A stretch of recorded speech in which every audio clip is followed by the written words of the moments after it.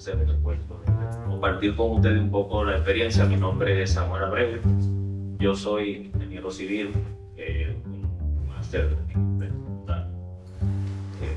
desarrollado en metodología BIM y también un estudio de diplomado de territorial y actualmente concluyendo un máster en ciudades inteligentes. Esta experiencia la he recopilado junto con un grupo de compañeros que me pasaron atrás, aunque hemos estado trabajando en República Dominicana y en algunos otros países, ¿sabes? Pero el ordenamiento territorial es disciplinario y así armando el equipo. Y este equipo hemos recopilado experiencia a nivel de ciertos países de Latinoamérica y nos hemos encontrado con ciertos desafíos que es precisamente lo que hemos compartido con ustedes hoy y al final algunas propuestas y unos ejemplos. Entonces, a manera de introducción, en el desarrollo turístico de zonas costeras, hoy en día enfrentamos desafíos significativos que exigen una revisión crítica a los planes actuales. Esto no solo ha probado ser inadecuado frente a las realidades ambientales y el creciente riesgo, sino que también ha fallado en sostener un equilibrio entre el crecimiento económico y la sostenibilidad ambiental. Hoy, en lo que vamos a tratar acá, nos vamos a enfocar en analizar estas falencias y alertar, esa es la idea, sobre la importancia de proponer unas normativas renovadas que se alineen mejor al progreso turístico con la preservación y el beneficio comunitario.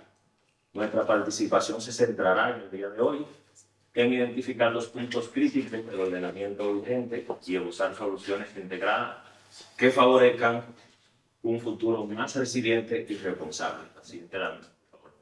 Y esto es un poquito complejo, siempre que nos ha tocado tener al frente un proyecto de ordenamiento territorial en ese tipo de zonas y en cualquier proceso de ordenamiento territorial, lo primero es nosotros definir un marco teórico.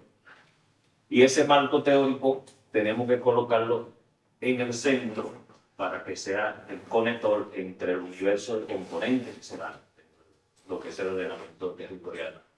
Y quiero identificarles como componentes principales de ese universo de componentes el ordenamiento territorial, la conservación ambiental, la adaptación al cambio climático y la gestión de riesgos. Luego se dan unas interconexiones específicas que son ordenamiento territorial y conservación ambiental, el ordenamiento territorial y la gestión de riesgos y la conservación ambiental y la adaptación al cambio climático. Y se generan luego unas propuestas y políticas. Fíjense que la adaptación al cambio climático con lo que son políticas de desarrollo lo tenemos en lados opuestos del modelo, esbozando una especie de contrapeso. O sea, sí vamos a hacer adaptación para el cambio climático, pero necesitamos políticas para un desarrollo. Y si miramos acá abajo también el ordenamiento territorial de gestión de riesgo con la conservación ambiental. Más o menos ahí tratamos de explicar esas interrelaciones. Específicamente el ordenamiento territorial y la conservación ambiental están conectadas a través de protección de áreas y regulación de las corrientes de agua para que sean sustentables. Luego la conexión que se da entre ordenamiento territorial y gestión de riesgos se relaciona por medio de estrategias para la reducción de inundación y la seguridad ciudadana. La conservación ambiental y la adaptación al cambio climático se relacionan entre sí a través de la necesidad de incorporar políticas y prácticas sostenibles a los retos del cambio climático. Y todo esto lleva a generar nuevas propuestas y normativas para conseguir prácticas sostenibles y desarrollo económico adaptados al cambio climático. Siguiente, por favor. Todo este marco teórico luego lo extrapolamos, lo segregamos a una mirada con un enfoque desde la gestión del territorial costero. Y en este enfoque debemos incorporar los componentes de planificación territorial como herramienta esencial para la mitigación de los efectos y también para generar estas interconexiones, conservación ambiental y protección de la regulación del ciclo de agua y gestión de riesgo. El componente de conservación ambiental que debe perseguir proteger las áreas protegidas y las áreas húmedas, las humedades, y regular el ciclo de agua que hay en esas zonas que están en los linderos costeros, y genera interconexión entre adaptación climática y las prácticas sostenibles. El otro componente es la adaptación al cambio climático, incorporando prácticas de sostenibilidad. El componente de riesgo para generar reducción de lo que son las inundaciones y para garantizar la seguridad comunitaria. Y cerrar desde este enfoque con las propuestas y políticas de nuevos marcos regulatorios que integren las políticas de conservar las áreas cohesivas y también políticas de desarrollo sostenible que genere balance entre el desarrollo económico y ambiental, porque el turismo se enfoca en generar divisas, en generar economía, pero se olvida de todo el impacto que van a causar. Y luego todo esto es con el marco teórico de lo que es la gestión. Ahora vamos a elaborar lo que es el plan de ordenamiento territorial 7 de la mina. Cuando ya vamos a enfocar un ordenamiento territorial para una zona costera, entonces partimos primero de gestión de riesgo, que por encima de todo el tema tiene que estar la vida de la persona. Y lo segundo es que las personas, para que puedan estar ahí, tienen que sobrevivir. Entonces, conservación ambiental, para incorporar áreas protegidas y rol de los humedales y regulación. Aquí hay un asunto que me está anotado, pero entra aquí también el tema de la capacidad del suelo, en el cual se está haciendo el proceso.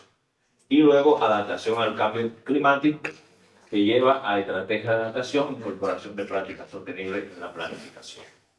El otro componente en ese ordenamiento territorial de zona costera es el equilibrio entre desarrollo y protección ambiental. Esto genera políticas de desarrollo sostenible, seguridad y la seguridad de las actividades que están en límites, que son áreas costeras. Y la propuesta de nuevas normativas de regulación que generen prácticas sostenibles. Siguiente lámina.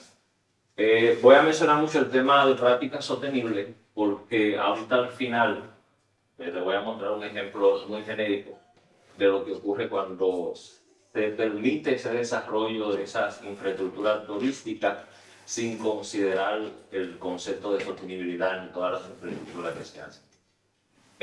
Ya teniendo la experiencia y teniendo armado todo ese muñeco teórico para hacer el plan, vamos a identificar cuáles son los desafíos, las problemáticas con las que nos encontramos. Son muchísimas, pero por razones de tiempo aquí resumí un poco las más significativas. El principal problema en los instrumentos de ordenamiento territorial existentes, los voy a resumir en estos puntos. Facilitación del desarrollo. Esto porque se permite proyectos hoteleros y turísticos en zonas críticas para la conservación ambiental. Como el caso, humedales, y ahorita van a ver. Generalmente en el lindero costero tenemos muchos humedales y lo que hemos visto en la experiencia es que las mismas instituciones gubernamentales les facilitan los permisos a las industrias hoteleras para que rellenen estos humedales, los eliminen y se instalen ahí. La ignorancia de la vulnerabilidad. Hay veces no sabemos si ignorancia o confusión porque nos conta que por grupos económicos por encima, siempre hay alguien, siempre hay alguien que hace la voz de alerta y dice, mira, eso no se puede vulnerar, no se puede instalar ahí. Pero hay alguien que tiene plata, que tiene poder y dice, no, por encima de usted va y paga y conseguir los permisos. Y quien recibe la plata es el que identificamos como quizá ignorante en su forma de confusión, que ignora la susceptibilidad a eventos como inundaciones y el valor ecológico intrínseco de esas áreas afectadas. El otro problema es la destrucción de ecosistemas cruciales, que resulta con la destrucción de manglares cruciales, comprometiendo el equilibrio ecológico. No sé si vieron la foto de la primera imagen, como la playa está erosionada, es una playa frente a una instalación hotelera. El eliminar esos humedales elimina ese equilibrio que tiene que obtener la flora para que no se dé esa erosión costera. También está el problema de la gestión inapropiada del suelo, que promueve una gestión inadecuada del suelo productivo, desviándolo de su uso. Suelos que en esa zona quizás tienen una vocación para, por ejemplo, para producción agrícola, se va también dentro de lo que es la planificación de proyectos de infraestructura turística. Y aquí quiero resaltar que el tema de que a veces se identifica área protegida por una riqueza paisajística que tiene, que a veces se interpreta de que se prohíbe al propietario. No sé si pasa como en mi país, que la mayoría de ese suelo no pertenece al Estado. Entonces el propietario se queja, dice, pero es que es mi suelo y yo necesito sacar dinero, ¿qué hago? Nosotros lo que hemos hecho es que le hemos hecho la recomendación de que en estos suelos que son de área protegida, porque no tienen vocación agrícola, tú te puedes desarrollar ahí proyectos turísticos y tener todo lo que hay. Y esa es una forma de disfrutarlo. Luego está el fomento del desarrollo urbano, incentivo un desarrollo urbano en áreas que necesitan protección ambiental. Ya está mencionado. Siguiente, por favor. Las falencias de estos planes, resumí aquí 2 puntos. Descoordinación intersectorial y falta de cumplimiento de las regulaciones. Esto se refleja en que, pongo el caso, país donde distintas instituciones tienen que emitir los permisos, resulta que quizá, por un lado, el Ministerio de Turismo dio los permisos y quizá el ayuntamiento del gobierno local no lo da, pero Medio Ambiente le da el permiso, que eso lo hemos visto nosotros bastante, que contradictoriamente quien más da los permisos para que pasen estas cosas es el Ministerio del Medio Ambiente. Y luego están infraestructuras inadecuadas y sobrecargas de servicio. Expansión rápida de infraestructura turística sin adecuada planificación de servicios esenciales, llevando a servicios insuficientes, contaminación y deterioro de la calidad de vida de los residentes. Porque cuando se abre un territorio al turismo, casi siempre se da, y sobre todo en la zona de costa, que el volumen, la carga de personas que tiene ese territorio transitoria es mucho mayor a la carga de personas que hay en el territorio. Entonces, saturan, generan una presión sobre los servicios de infraestructura que son muy precarios.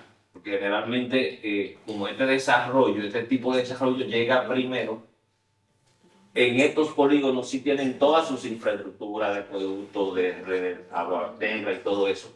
Pero esta misma industria atrae una población que se instala en todo este perímetro, que se va instalando en autoconstrucción sin ningún sistema de infraestructura. Entonces, ahí es donde señalamos esta problemática. Siguiente, por favor. Entonces, esto también genera impactos que hemos identificado, impacto del desarrollo no sostenible en esta zona turística, que se refleja con deterioro ambiental y pérdida de la biodiversidad, destrucción del hábitat crítico, por el desarrollo no planificado, afectando la biodiversidad, reduciendo la capacidad natural de protección contra desastres, afectando también la atracción turística. Al final es como un boomerang, se les devuelve el problema ya cuando lo vienen a ver ya es demasiado. Luego la presión sobre los recursos locales y conflictos, fíjense, cuando no se tiene un enfoque sostenible, aquí tenemos, por ejemplo, un campo de golf que acaba con la biodiversidad natural que había ahí, luego demanda una cantidad de agua para seguir estos campos y mantenerlos. Afuera de esas infraestructuras, esta es la condición en la que la gente vive sin ninguna infraestructura ni siquiera para caminar, un desorden en el tránsito, no definido, no parqueo, no áreas de andén para el peatón, y contaminación y desorden en la imagen urbana. Siguiente, por favor. También nos lleva a vulnerabilidad, este modelo de desarrollo, a vulnerabilidad a eventos climáticos, impacto en las comunidades, generando inundación y aumento del nivel del mar, huracanes y tormentas. Aquí la imagen más o menos muestra cuáles son esas situaciones de vulnerabilidad que se dan, que luego se ven interrumpidas la capacidad productiva de la gente, se ven interrumpidas las industrias, las infraestructuras estratégicas, por esos problemas que se van generando. Siguiente, por favor. La realidad y consecuencia que tenemos, riesgo de inundaciones, pérdida de la biodiversidad, desconexión en la planificación y gestión de riesgo deficiente, impacto en el urbanismo y en el mismo turismo que se instaló. Luego todo esto se revierte. El turista luego llega y encuentra todo el desastre que se va generando y la industria se va cayendo. Amenazas urbanas y contaminación y la erosión del patrimonio natural. Siguiente, por favor. En todo este tema, luego que identificamos ya un marco teórico del cual partir, un universo de componentes, los desafíos y la problemática, entonces definimos una ruta a seguir, que sería como esta metodología de estudio, consistente en una revisión de la documentación legal, la evaluación en campo, la participación de los stakeholders, los actores clave del territorio, y un análisis integrado para generar propuestas de normativa de acuerdo a los hallazgos para que se pueda hacer una implementación. Siguiente, por favor. Estas propuestas siempre hemos tratado de que tengan un enfoque en el desarrollo sostenible y la seguridad.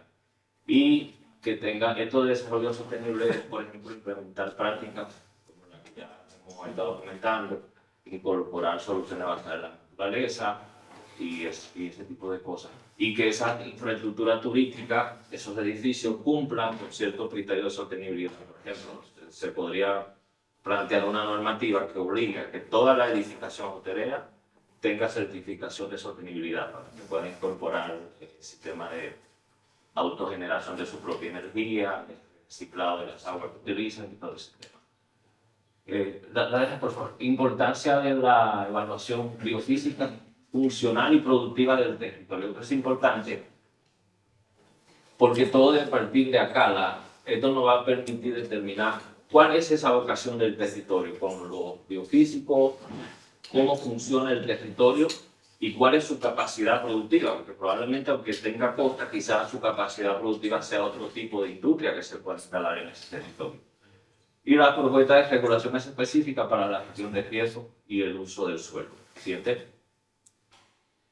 Aquí un poco resumido, la metodología inicia primero con la revisión exhaustiva de la legislación. En el caso de nuestra experiencia, le pedimos esa información sobre el territorio a todos los estamentos oficiales para determinar ahí, por ejemplo, los polígonos de área de protección, los polígonos de inundación, porque todo eso hay alguna institución del Estado que ya lo tiene esos mapas y esos polígonos. Evaluación en campo, esto es siempre importante, ir y reconocer una parte de la información en el documento. Y muy importante incorporar la participación de la gente del territorio y luego con todo eso hacer los análisis integrados. Seguimos. Aquí hay un ejemplo que quise compartir, lo tomé de una fuente del Banco Central y es un ejemplo de proyecto que trabajaron ellos de implementación de normativa para la reducción de riesgos y desastres.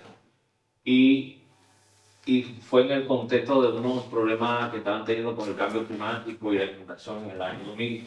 Y las acciones claves que se hicieron fue mejorar la capacidad, se construyeron infraestructuras sostenibles, se fortaleció el sistema de gestión de riesgo. Y esto tuvo un impacto que benefició a más de 1.3 millones de personas y se ha evidenciado ahora con relación a ese año una gran mejoría en el tema de lo que tiene que ver con las inundaciones. Ese mismo documento del Banco Central, también un poco de estadística, establece que en el 2000 la población que vivía vulnerable a inundaciones alcanzaba más o menos 6 millones y se prevé que para el 2060 alcance unos 11 millones de personas. O sea que aquí tenemos mucho que pensar para prevenir problemas en ese aspecto. Ahora miren, este es el ejemplo. Siga, por favor.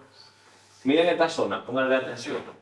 Así estaba esta zona en el 1924, esto es la zona este de República Dominicana. Todo no se alcanza a ver aquí bien por la resolución, pero aquí tenemos un cordón de humedad, tenemos algunas lagunas y hay toda una zona de bosque, de conservación. Por aquí todo esto era suelo de producción agrícola.